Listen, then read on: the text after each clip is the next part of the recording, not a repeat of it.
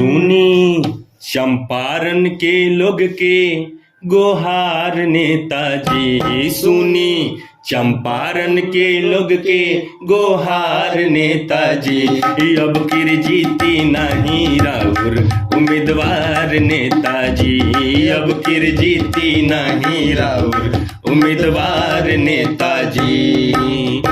Champaran मांगताटे airport के सेवा हो, चंपारण मांगताटे एयरपोर्ट के सेवा हो। ढेर दिन से सुनी अब तो बात लागे धोखा हो, ढेर दिन से सुनी अब तो बात लागे धोखा हो।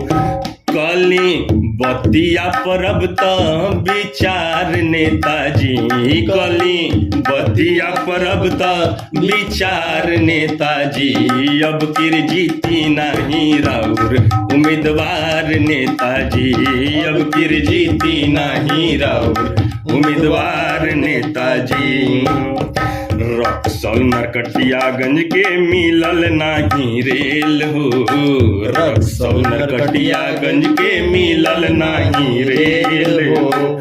ढेर दिन से देखता लोग हो खताटे खेल हो, ढेर दिन से देखता लोग हो खताटे खेल हो। मिलल बाटे बारे बारे इंतजार नेताजी, मिलल बाटे बारे बारे इंतजार नेताजी। अब किर जीती नहीं राउर उम्मीदवार नेताजी, अब किर जीती नहीं राउर उम्मीदवार नेताजी। रक्सौल के जाम के बाटे बड़ी नाम हो, रक्सौल के जाम के बाटे बड़ी नाम हो। ओभर ब्रिज में लागी कहिया से काम हो, ओभर ब्रिज में लागी कहिया से काम हो। सुनत सुनत भैनी लइका से जवान नेताजी, सुनत सुनत भैनी लइका से जवान नेताजी। अब किर जीती नहीं राउर उम्मीदवार नेताजी, अब किर जीती नहीं राउर उम्मीदवार नेताजी। नशा कारोबार से बिगड़ाता समाज हो, नशा कारोबार से बिगड़ाता समाज हो।